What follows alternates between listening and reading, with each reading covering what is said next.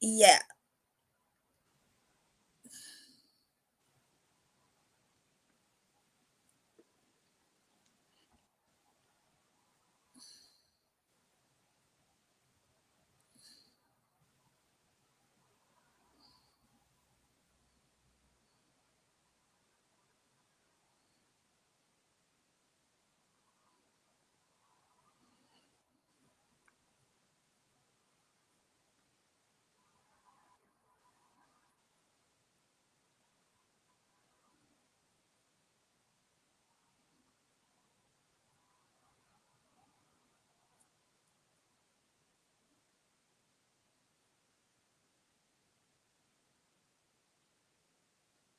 Okay. Hello. How are you, Sharon? I'm good. Thank you, So the, Susanna. How the, are you the, doing? the spotlight is going to be on you all through. I try Oh, to avoid putting my face out there.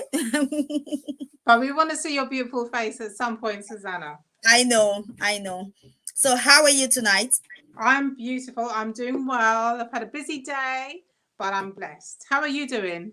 I am good as well. I'm good. I'm good. So for me, this week has been today is the first day that we decided to celebrate African authors, African Caribbean women or men in businesses, just to highlight and showcase people within our community that have new that are doing hotels and doing businesses in the community. So all through this week, we're going to be doing a bit of one-to-one interview, speaking to authors, speaking to people that are doing businesses and professionals in different fields, just to take time to enjoy speaking to them and just to be able to project and profile them to let people get to know what they are doing in the community.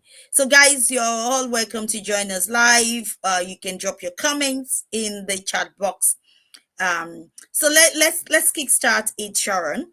I'm sure by now some of our audience knows you, but still you're going to just tell us a little bit about yourself. And we're going to be having conversation with about authors, different African authors. We're going to talk about your book as well. And yeah, so introduce yourself to us. So, I am Sharon Fevrier. I am an author. I'm the author of Blossom Tree. So obviously you can see Blossom Tree here, right behind me. It's a cover of it. But if you want to see it slightly more close up, then here we are. Copy of. Yeah, that's it. It's perfect. Yeah, we can Yeah, see it right there. perfectly. Yeah. Correct. I wrote Blossom Tree and published on the 15th of March 2018. So this is my third year of being an author now. I'm the mother of a parent of a teenage girl. I live in Southeast London. I work in special needs, and I have a visual impairment due to sickle cell disease. And I was born and raised in Luton, Bedfordshire, to Dominican parents. So that's a little bit about my. I wanted to mention that, but that's a little bit about my background about it. That's quite crucial because that was the competition that we did. I think it was last week, and I gave a competition out to say to people, well, where are my parents from? And there is a lucky winner of my book, which I will be sending the book out shortly in the post to the lucky winner. So our lucky winner is Claudia Okoros. She's meant to join us. Yeah, let's give her a plan of applause. So she was with us actually all through that month, checking in, and luckily for her, she won. Even myself, that was doing the interview, I think I somehow did not get that, and she got it, which is exciting. She might be joining us live here. I'm hoping so. And for those that wants to join us live, I'm hoping some other authors too will join us. This morning we spoke to one of our authors here as well in Ireland. Her name is Inkem DK. She's the author of what is it now? The Empowering in Me. So that was the book she wrote. We spoke about it this morning. And she's also one of our African cake designers. So and she's going to be sponsoring our cake anyway for this our annual conference where we're doing our anniversary on the 25th. So if you want to know more about the party nights, just inbox us and we can tell you a little bit more about it. So coming back to you, Sharon, we've been talking about this, your book, Blossom Trade. We find it very interesting, and you have other friends that are authors like yourself. Is there any specific author, because that's part of what we do, specific author within the African community, African Caribbean community, that you really like to share your thought about them? Or what is it that you like about their style of writing? I think when I'm looking quite close to home, I have to think about someone that has been inspirational, has connected us together, which I'm very happy about. Her name is Pamela R. Haynes, and she is the author of Loving the Brothers. So I really appreciate her connecting us together. But, it's about the networking as well.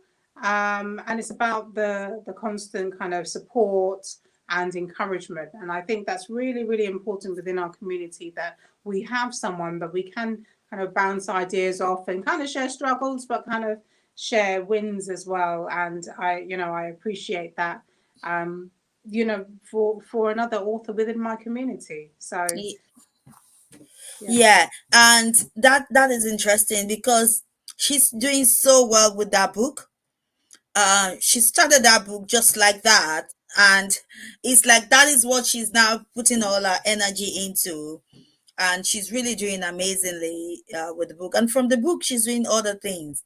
I think she started a podcast recently that she's doing, or that she's part of it. So that is sometimes where when you decide to be an author or a writer, you really don't know where your journey is going to go along the way. And I think this is really taking her into a different perspective, a different, total different journey entirely, in terms of being an author. I mean, Now, there's so many ways that you can kind of branch off when you are an author. I had a consultation with a business person, a business coach, if you like, today. His name is Des O'Connor. And it was really interesting how you can kind of broaden your horizons, how you can think about other avenues, whether you're blogging, whether you're inviting people in to ask you questions, whether you want to be a speaker, because you become an authority in your own right from writing the book. And there are many different skills that you can develop through time. So that is definitely what I've learned through the time of being an author, and that there is so much more that I could do. So, it's about broadening your horizons and thinking further afield than what you can see. yeah, it is. There's so many things you can do. You're right. Now, one of the things you mentioned is something that you're already doing, and that is blogging. So with your book, The Blossom Tray, you're already blogging as of this moment. And there's so many things on your website that people can find. I'm going to put that website, guys, in the chat box there, so that in case you want to go and see and read some of the articles that has been written by Sharon Fevrier. I got it right? Fevrier. Fevrier. Yeah, February. Yeah, I was hoping that would be as good as I can get this time around, so that people can look at it. Talk us through some of those articles that you've written that will really reflect who you are. Apart from the fact that I know that most of the articles we spoke about the last time did reflect some of the content in the book, which were your book, which is A Blossom Tree. But tell us some of the articles you've written that really reflect who you are. I think one of the most important blogs I wrote for me is about, don't lose your essence, never losing your essence, never forgetting your essence. I think it's really important to sometimes work out who we are, our vision, our beliefs, our goals, our desires, our religion, our spirituality, and then having to be faced with somebody who might conflict. They might bring conflict to our relationships because they have differing beliefs and values and visions. And they may not want the same things that we want in life, but it's about how much do we compromise of ourselves, and do we compromise so much that there is no more of ourselves? I think that's really important, and it's a really good discussion, and it's a great discussion that we had in the last interview, the last meeting we had. Yeah. But one that was actually quite interesting that we discussed previously was dating disasters versus romantic. Yeah, that was Yeah, interesting. yeah, and this was very much about the do's and the don'ts, what we want in our dating. You know, when we go out dating, um, you know, do we want to? Who pays the bill? Is it the man? Is it the woman who pays the bill? How uncomfortable would you feel if someone pushed the bill towards you on a Yeah. first date? Do you expect people to open doors? Are you expecting chivalry, or you know, are you an independent woman, or did you burn your bra? You know, there's so much to kind of discuss, and at the end of the day, you know, Disney has a lot to answer for. We have expectations of how we want things to turn out. But the reality is, there are always ups, there are always downs. And it's about how we can manage the ups and how we can manage the downs, and how we have realistic expectations of, you know, the dating. Because dating, you might end up you know, kissing many frogs in order to find that one person who is going to be super fit for you. No one's perfect, and it's about how much you can manage their imperfections. And we have to think about this throughout the whole time that we are dating. So yeah, I quite enjoyed that blog about dating as well. Um, but like I said, there's over maybe about 15 different blogs on my website. Yeah.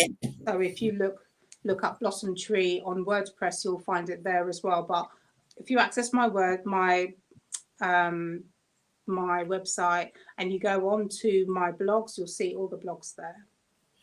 I've put the one of the remembering your essence. I have it there in the chat box. I'm going to try and put the other ones so that people can. I also have it. I'm going to show it. Actually, have it there on the screen so that people can see it.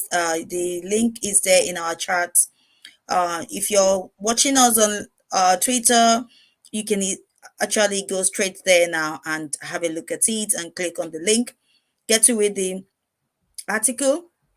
And if you're watching us on YouTube, for those that might have the opportunity, you can as well see all this content. But for those that are on Facebook, it's there as well. You can see it. Yeah, you know, I have to say that was interesting when we were talking about dating, which is, you know, when you're dating and, you know, the that time of dating. I was actually listening to an article recently that says, was the comment that people were making on Facebook. And we're talking about how people, when they go on the first date, they want to use that first date as a date to decide everything. It's like they have too much expectation of what should be or what should be, and they're being so judgmental that they don't even enjoy it. Like, this is just the first date. Just enjoy it first. Don't get too stuck into the, you know, all the things you've learned, and you're trying to make sure, like, oh, I'm observing it. Is this going to take place on this first date? But we should just see the first dates, especially when it's just a first date that you're going. Just see it as something you're going for, just to enjoy yourself, have fun, talk, eat, relax, and then take it from there. And after that, you can start, you know, coming to terms to say, okay, let's say when you go on the second date, both of you are less conscious of what is going on, because you would have had chat and get to know each other a little bit more as well. And on the second day, that is when you can actually really start seeing people's true color, because they get a bit relaxed at that time. They're not as tense as they are on the first day, because they want to be as perfect as they can with you on the first day. And then the true color, the real color of those people start coming out. Yeah. And I was saying to myself, that is real. That is actually really true. But if I look back to experience that I've seen, even apart from dating, you never get to know anyone, even when you're in relationship with them for years. You will definitely know, let's say 50% of who they are, but that is what they are showing you that they are. But then you might get to know some other things. Sharon, I know you're here, you're eager to say something there. But What I would say is that yeah, go ahead. my main character in Blossom Tree, her name was Chantel. Now, Chantel got involved in a relationship with a man that was very charming and, you know, would do all the right things, very chivalrous, say all the right things. Um, but this was the honeymoon period. What happens after the honeymoon? It's all very well you kind of having, you know, a great time, holidays, bars, you know, going out to eat, whatever not. But what happens after the first few months when you kind of settle into that relationship? That's when you start to get to know someone for who they are. And even at that time, you may not know their full true colors.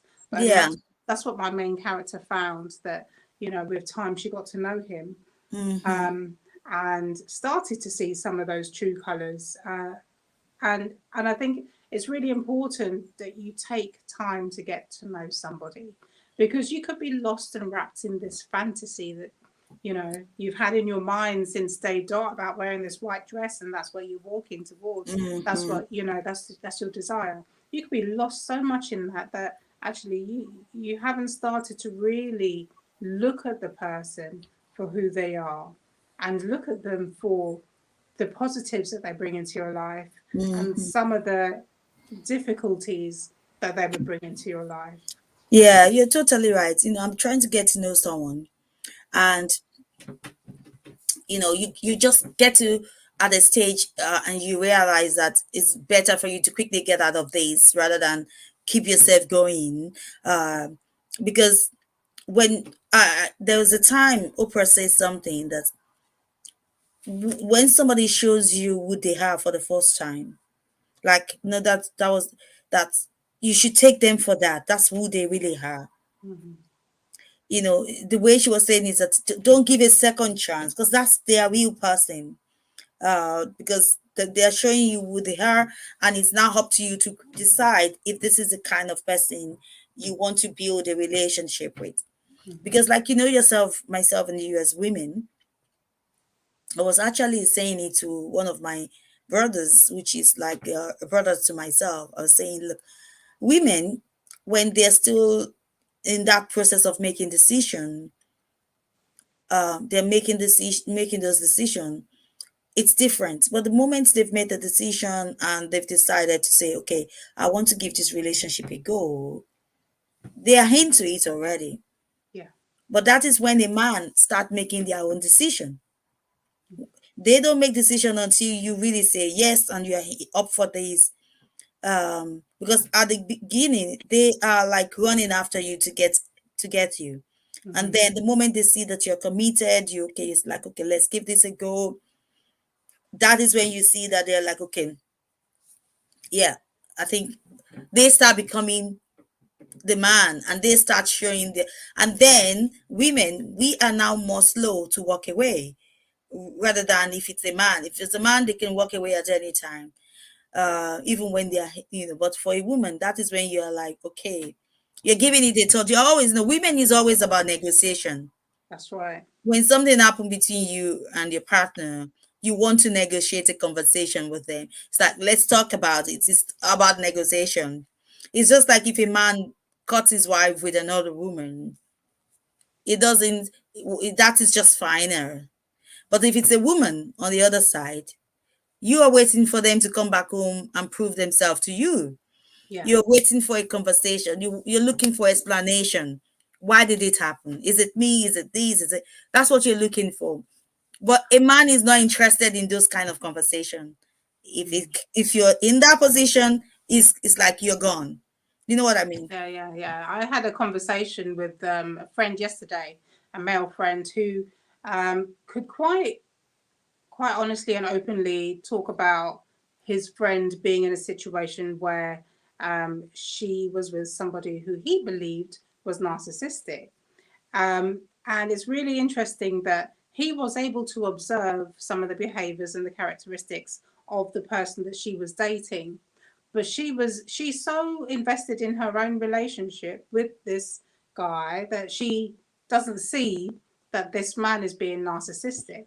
And I think, sometimes we get caught up giving people chances upon chances upon chances to try and make it work because we have that vision, that goal, and we're charmed by somebody who may have the sweet words and they've got the lyrics, they've got the lyrics. So it's about recognizing for ourselves what are the red flags, and if not, having a good set of people around us who will look out for us, who will kind of be observant and kind of not necessarily interfere, but they've got your back if you need them. They've got your back, and they will give you some advice. But then it ultimately, in the end, it's down to that person to make a decision about whether they go or whether they stay.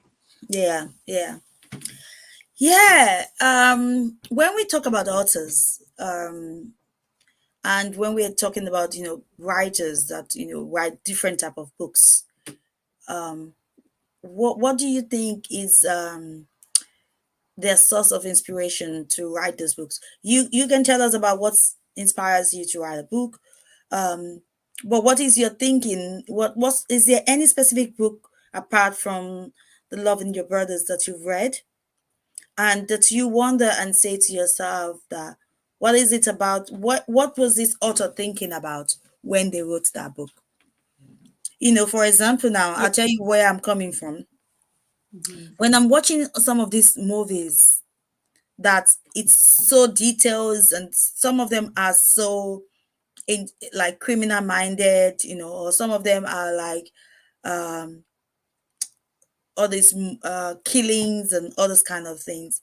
I'm always saying to myself that this person that wrote this, did they actually did that, or is that just their imagination that it's so full on?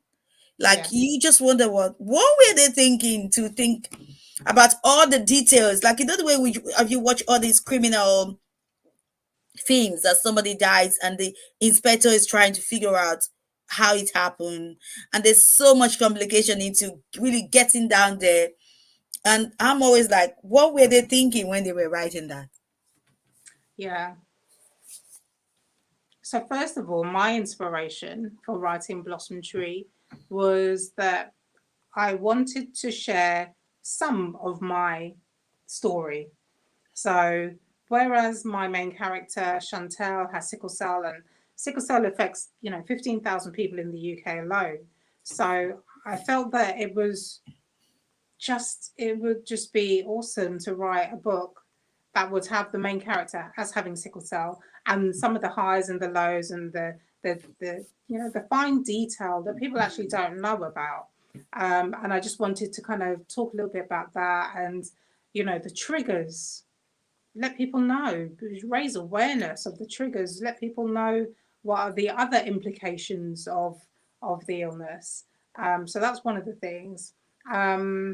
Raise awareness of sickle cell, and then having the visual impairment as a result. And this to me is quite important. It's about sharing information. I've had quite a lot of people come back to me and say, "Oh, I didn't know that this could happen." Oh, and I was inspired. I'm still inspired by the fact that people are more knowledgeable now.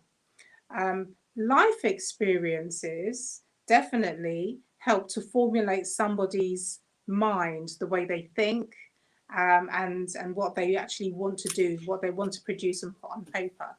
Because it's about what we observe, it's about what we experience, it's about what we hear.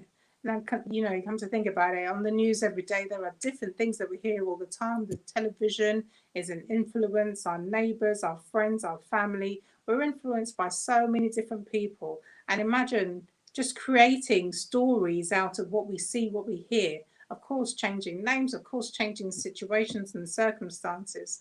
But we can be creative in listening to people around us and their stories and their friends' stories, and how some of their dramas can be entertaining. Their dramas are not always good, but it can entertain people, and it can give people a different perspective on life. I would say that somebody's book that I had quite recently read, well, it was an audio book, but Yeah. it's Trevor Noah. And Trevor Noah is from South Africa. And I think he has a show in America called The Late Show or something like that.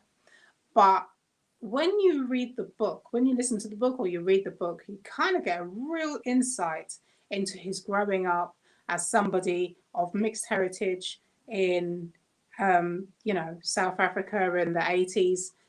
All the dramas and the troubles and the tribulations and the things he went through, the things his mother went through. He was viewed as a white boy to some people, and some of the privileges he had. And it's so amazing when you actually you immerse yourself in their history, their story, their life. And so his life growing up, his experiences, his ups, his downs, his struggles are all so compelling in the book. And clearly he was driven because he wanted to share his story. It's not just somebody that's just come from South Africa, ended up in America, and all of a sudden he's on stage and doing comedy, and then he's written a book. He has a life, and it's such a peppered life. So it's got there's so many layers to the book, and there's so many different experiences and all the violence and things that happened. It's wonderful to kind of get a little bit of a knowledge and understanding. But I Of think yeah. definitely we have all these experiences from so many different places, and to be able to have the time, the energy, the skill to write it down and then change people's emotions, that's a powerful thing. It is, and it does really change our emotions and the way we think and our attitude towards the book. And sometimes you get so angry with some of the authors, or you take it personal, you use it to define them, and sometimes it's just difficult to differentiate between the character and the person itself, because with time you just want to marry them together and make it look as if they are the same person. I know the person you're talking about, Trevor, and I can imagine because he sees himself as African. Yes, That is where he sees himself because he was brought up by his mom and that's right. this kind of thing, and he lives among them. But he sees himself as an African because of the struggle Yeah. that is going on, and he wants to be affirmed. Like to align himself, I say, with those struggles. But because he understands as well that those privileges, he could get some privileges being white. Mm-hmm. It's totally different. And I think he tapped into that differences, that privilege of being white. He tapped into it to his own advantage, to use it so that he can use it to blossom for himself, just like the blossom tree. So it is good, yeah, Sharon, to have you. Um, I don't want to strain my mouth too much talking. So for those that might feel that, oh, I'm not talking too much, you can see I'm having a bit of toothache, so I'm trying to control too much. So I'm going to say a big thank you. Today is about coming together as African authors and talking and chatting about our experiences as authors, as writers, as bloggers, whatever we are doing in terms of writing, and to be able to share those stories with other people that will have the privilege to get to see us. That this is what we are using as a medium to make an impact in our community, to make an impact in our community, to change life, to tell our stories, and to allow other people to use our stories as something that inspires them. So I'm so sure that a lot of people reading this book, Blossom Tree, will be able to use it as something that will inspire them. And people will recognize you as an author, as an African author, and they will celebrate you because it takes a lot to put words down and finally turn it into a book and to be able to share it with other people. And it's always a joy to actually talk to you. I think I'm going to find a time to do this kind of tea talk with you that is not going to be for everyone to see. That would be lovely. Yeah, so we have the girly time. Get a glass of wine, get something, and just talk. You have one there, I know. That was it. I just have a cup of tea, guys. I have a cup of tea, that's all. Yeah, no alcohol, you've got a bad tooth, so you've got to take time. So I just want you to give us your last just word of inspiration, not your last word of inspiration, to people that are from the African Caribbean descendant that are aspiring to become an author like yourself, that wants to become a writer like yourself, and they have, they are not really taking their time out to say, let's get this done.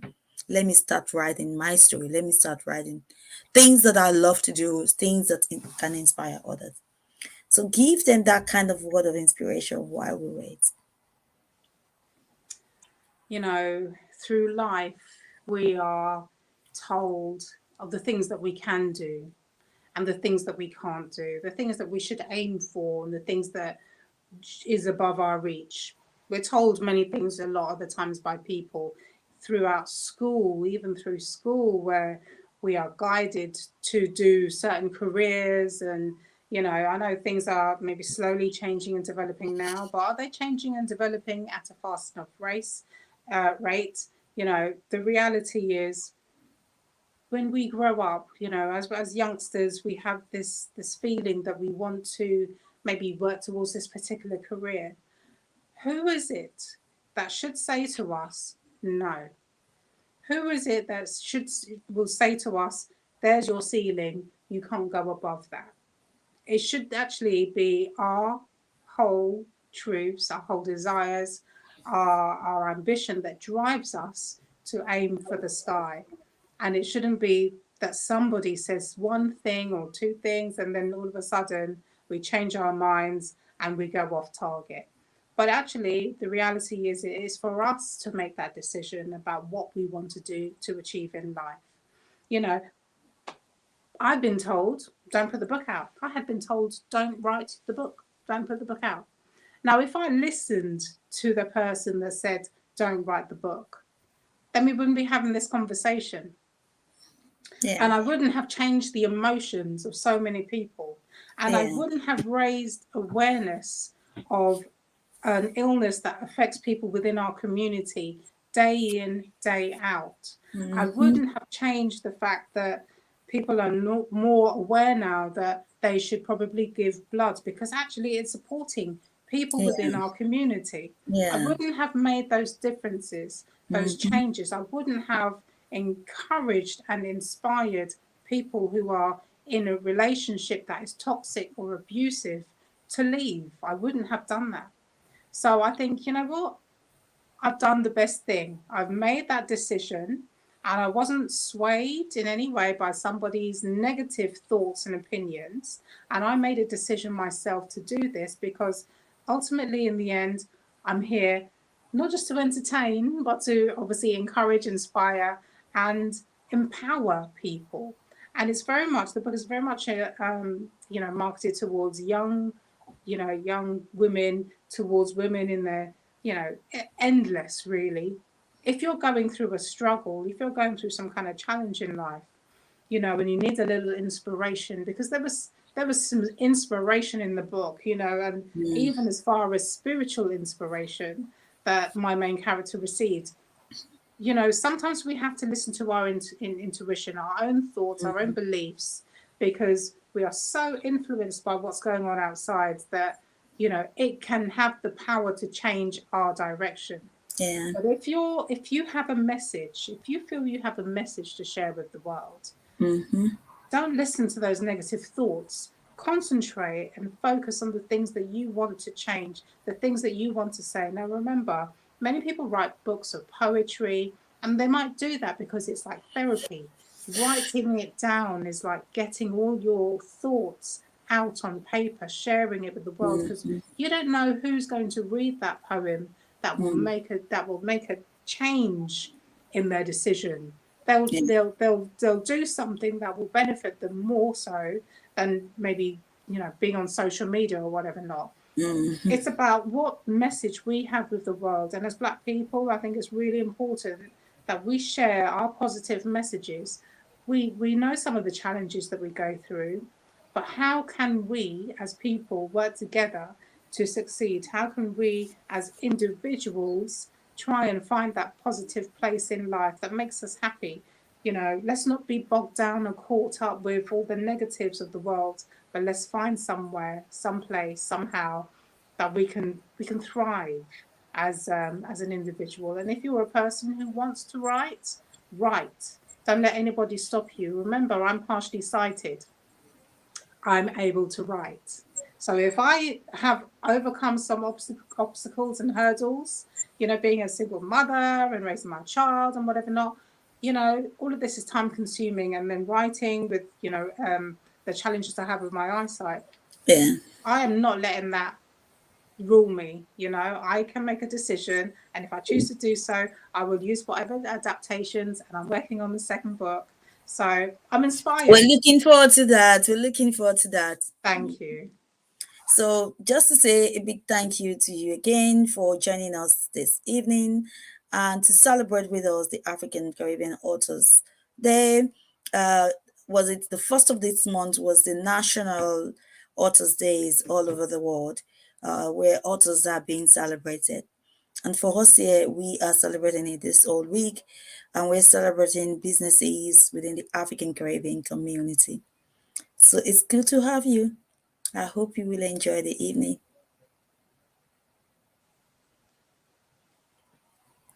So yeah, sorry, that's supposed to.